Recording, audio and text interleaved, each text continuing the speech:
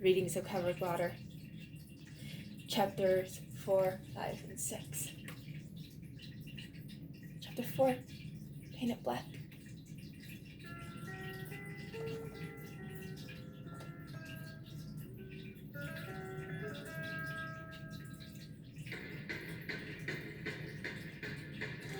Smokey had no memory of what had recently happened in the midst of their realities. Her eyes grew weary of longing for her family. She couldn't even see the light anymore. As far as she knew, the beast could be ready to eat her alive. It was slowly creeping up her body, turning her legs black, and she didn't know what this creature was. Was it all in her head? Was it just a dream? Or was it death? She didn't remember anything of today, only that she was dragged under. The more the beast grew upon her body, the more empty and stiff she became. The beast had her in its body. It took her deeper and deeper to the blackest pit of it all. It latched onto her and slowly took over her body.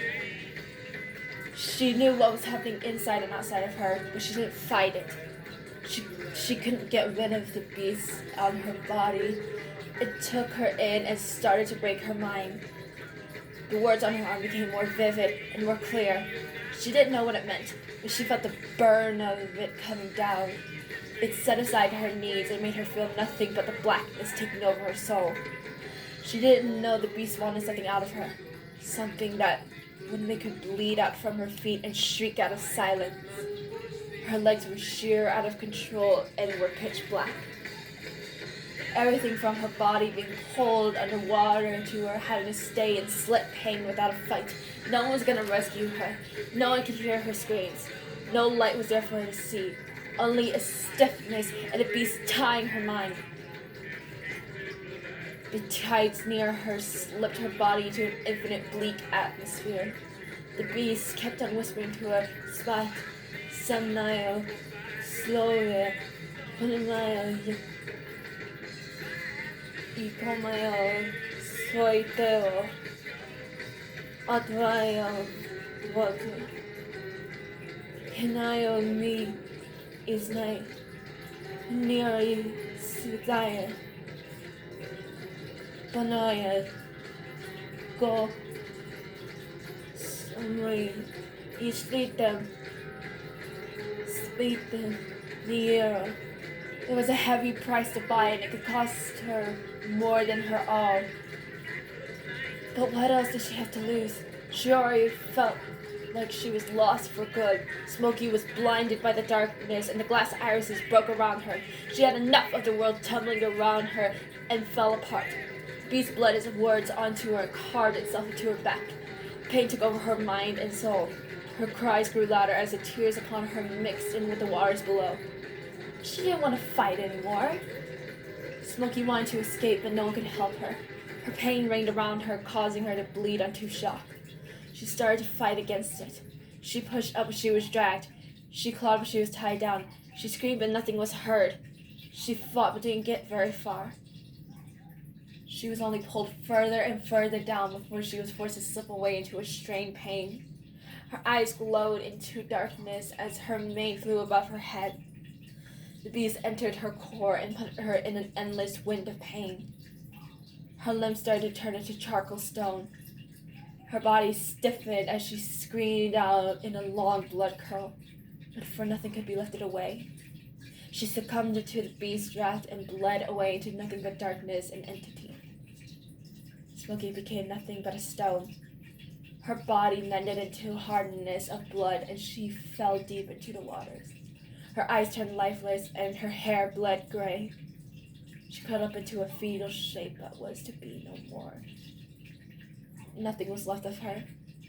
She was held close by death and was to never return. But that didn't mean she couldn't fight before it was permanently broken. The demon was holding her within death's reach, and the words upon her remained engraved to her skin. It was done. Everything was finished. Chapter 5. Lose hold of it all. Hours passed, what felt like years that had slipped away. Smokey was completely covered. She had no sign of life left in her. She was completely gone. She wasn't fully gone, however. She had some small sense of life. Her mind was awake. Her heart had stopped. Her soul had become empty, but her mind was still alive. She was a prisoner of it, constantly trying to wake up, free herself from the stones, just to come back alive and get out of the bathroom before it's too late. She couldn't move or speak. Her eyes remained empty and clear as she screamed for help in her head. Nothing. She had no hope that she was going to be alright. She kept fighting for a way to break the stones and come back to life.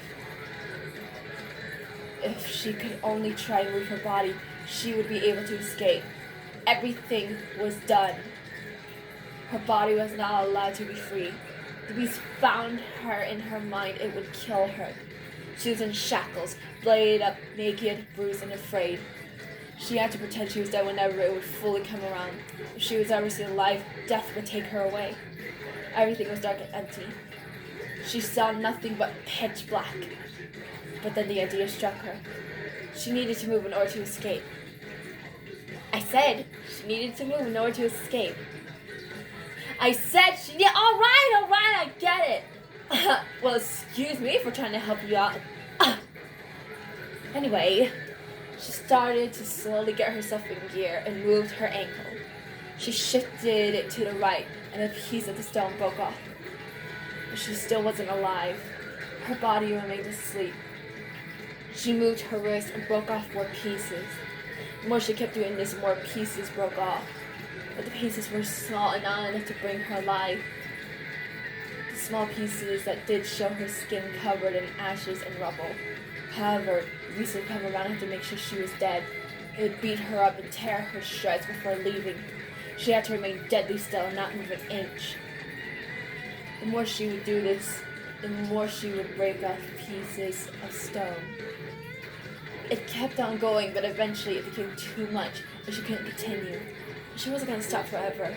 She had to continue at some point, despite how weak she was. She kept on fighting. She would move to break out the stones if it meant breaking her own body. She would do it in a heartbeat. It eventually turned into chunks of stone falling down on her. She fought so hard, but not all of them came off. It had to be all off before she would be free. The more stone fell off, the more life would ride back in. After a long time of struggle with it, she finally got it all off of her. Doing so, she broke the spell upon her, swam up as much as she could to get away from the beast that was going to murder her.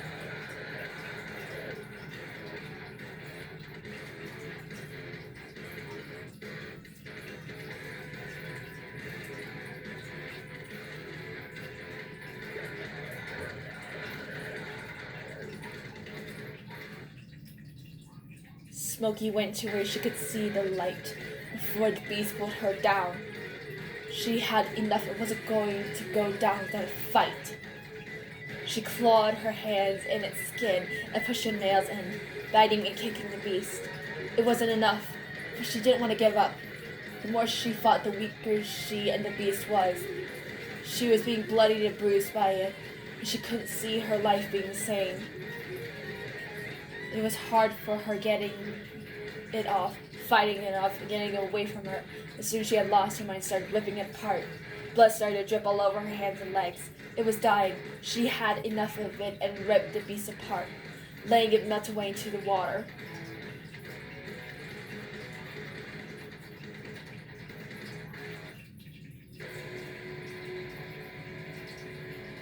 She pulled herself up, and more blood dripped down on her hands. It became too much, and she slipped away for a moment. She had lost herself again, maybe forever.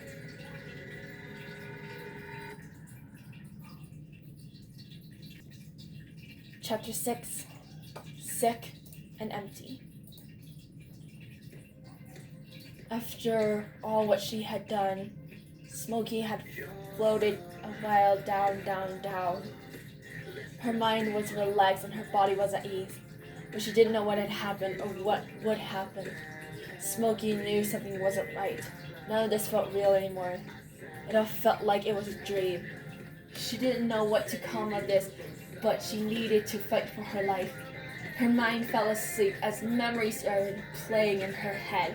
She saw a memory of her dad's looking down at her from a long ago. They were giving her love. It was an early memory she had. She felt a sort of wave hitting her home. Soon another memory played of her dad Dainik walking her to her first day of school. She was so young and so happy. She remembered the time when her father Dave comforted her in a storm. Darkness pulled her closer as she slipped into an eternal sleep. Smokey started to remember a lot as her mind kept on playing her memories throughout her childhood and her best years in the tidal waves. It tried waking her up to get her to fight. She couldn't wake up.